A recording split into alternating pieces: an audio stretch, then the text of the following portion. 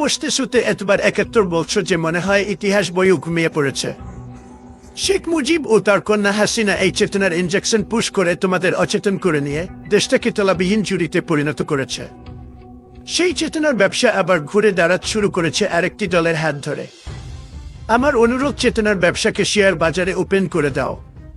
Elon মাস্ককে সাথে নিয়ে আমিও কিছু চেতনার শেয়ার কিনতে চাই।